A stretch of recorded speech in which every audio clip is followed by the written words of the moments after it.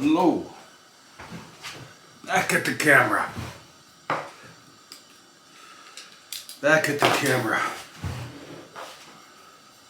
With the start of a series that I'm going to do. I don't know how many parts there'll be to this. I'm just going to go with it. It's a pretty big topic in our personal lives and in our spiritual walk. And it's going to be based upon my mom, whom I always considered to be the world's greatest mom, but that's kind of a biased opinion.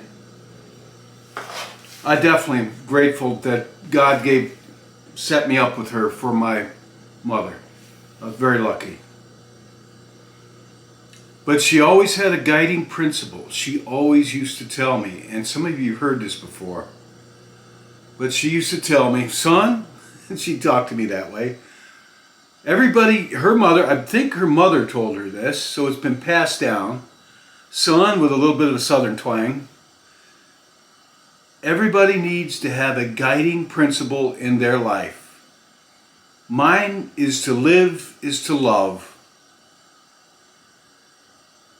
And she explained that means that every day the Lord gives her on this planet, every day of life, she's going to strive to live, to love more like Jesus Christ. That was her goal, to each new day to try to love like Jesus did, which is a pretty high mark. It's the highest mark of all, the highest. And he demonstrated this throughout his life here on earth, right to the cross for us. And his love for us is perfect. So, we being imperfect, that is a pretty good goal and a worthy goal. Definitely. Perhaps the worthiest goal that you could ever undertake, to win that prize, to be able to love like Jesus Christ did. Even the saints, I think, not even they could, but some of them came pretty close.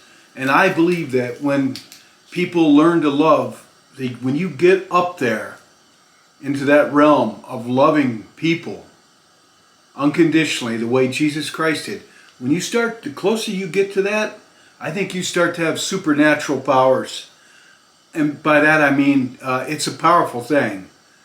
You may have some very amazing results with it. But this is the first of a series, and it's not going to be a long one. I'm just going to say what I plan to do. I plan to build upon this, and whatever comes to me, whatever God gives to me, and I've prayed over this, so, and I want to give credit to my mom too, of course, but first off, Jesus Christ, obviously, first and foremost, and what he has, there's many things. I'm only going to read 2 verses. One of them is rather long, but things about what Jesus said about us and how we're supposed to love. And there's a lot in the Bible, in the New Testament. In the New Testament. And there's some good examples in the Old Testament, but there's a lot. But I'm not going to flood you with verses like I usually do. But so here's 2. And we'll start this off. To live is to love, guiding principle of life.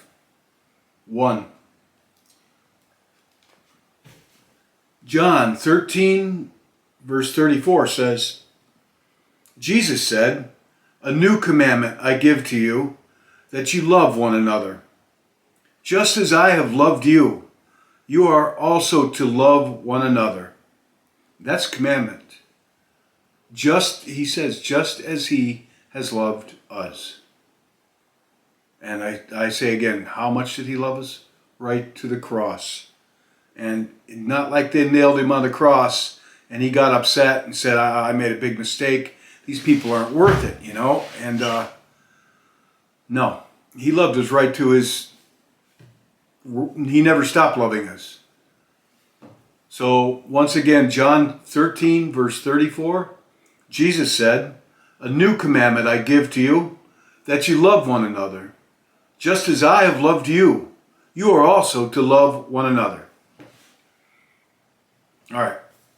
And one other verse, actually it's 3 verses of the same passage, more words from Jesus about love.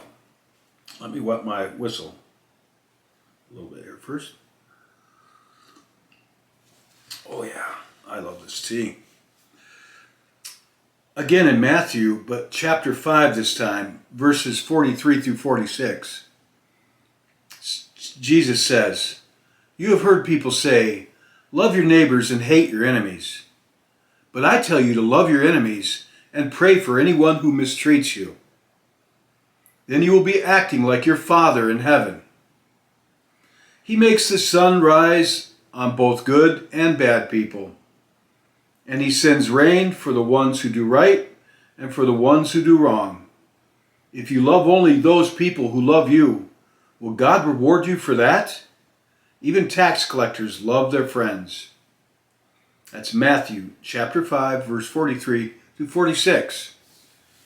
And I'm going to read it again because these are good things to memorize, really, to know, to let God write it in your heart.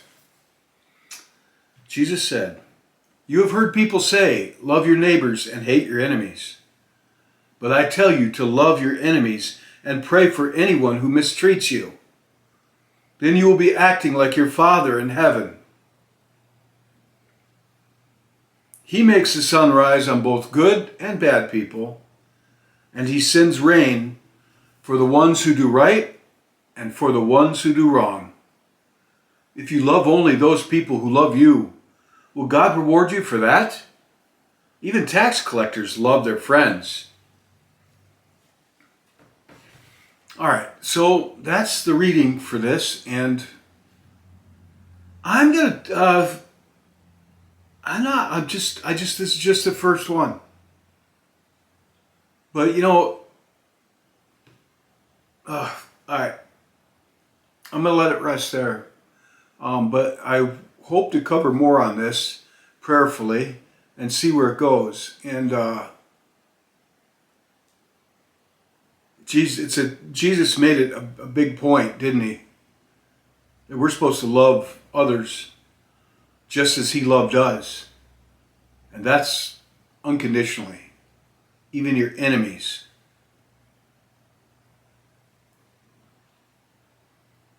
And that takes the Holy Spirit working through you. That takes prayer. That takes spiritual development. And like with my mother, made it a lifetime commitment to every single day of life she had here on earth to try harder to love like Jesus Christ did. And I'm going to tell you, she was the real deal. This wasn't a phony front with her. She really did love people. And I've seen her tested in her life many, many, many, many times by some pretty wicked people.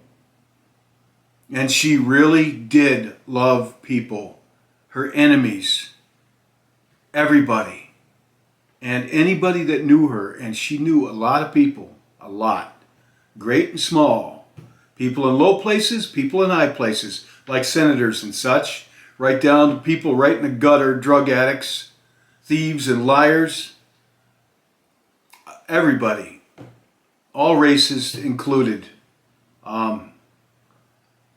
She was the real deal. I know she was my mom. I have never seen her fail at loving and forgiving. I've never seen somebody push her over the edge to where she'd had enough of them. I've never seen anybody push her, and people pushed her and ripped her off mightily. That to the point where she stopped praying for them and stopped loving.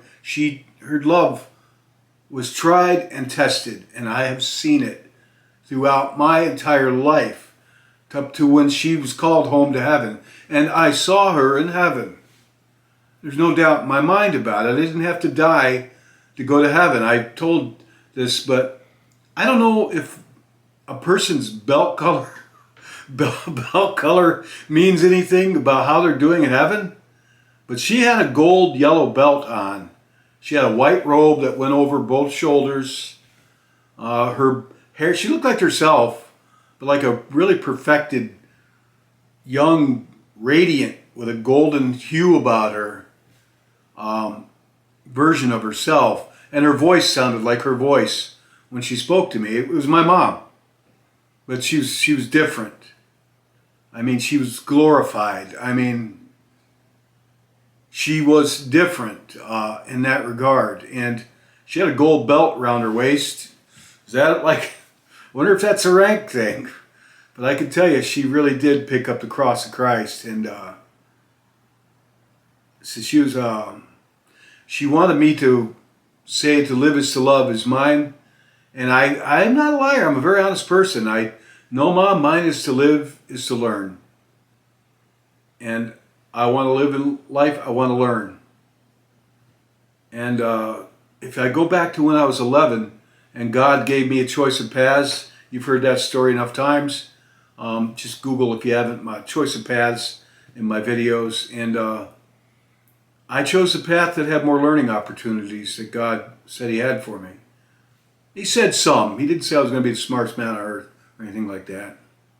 He said, but it would have more learning opportunities than the life of ease and fame and good fortune and all things that this world had some good things to offer. It wasn't all bad. You know, family and love and good health are things to value. And integrity. Those are the things that I got out of that encounter, that God values family, love. I'm not saying in this order.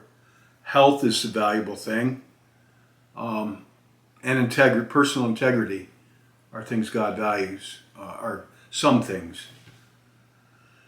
But I chose the one that had often had some learning opportunities. But I have learned enough in my life at this point to realize that my mother was right. That to live is to love is the highest calling we as Christians can pursue. And it has a power in it. And I've always said, imagine the smartest person ever, human, and they have no love in them at all. Zero. That is a very dark, scary, evil person. That with a potential, that's darkness. But then you take somebody maybe simple-minded, I don't know, however you want to call it, but they're full of love. That person is a blessing to be around. All right, I'm going down a tangent on this. I don't even know where I was going with that. Sorry, it's not scripted. But this is number one of my mother's guiding principle in life. To live is to love. And it is also the commandment of our Lord Jesus Christ. And there'll be more on that, God willing, in number 2, 3, 4, 5, 6, whatever the Lord has for me. How many days, I don't know. So that's just the first one, hopefully. And I think there'll probably be, I don't know. We'll see. Okay, take care. God bless. I've got a long ways to go with this. I know I do. A long, long, long ways to go with this. I need more love. I pray for it. So I'm just saying this. I'm not saying that I've got this down. I don't. And my mom was the closest person to having it down that I've ever known in my life. But I've got a long ways to go to even get close to that, let alone, the goal is to love like Jesus. And Jesus himself said, we're to love others just as he loved us. That's a commandment. And he said it's a commandment. So here we go on this one. Here I go. All right, take care. God bless you all.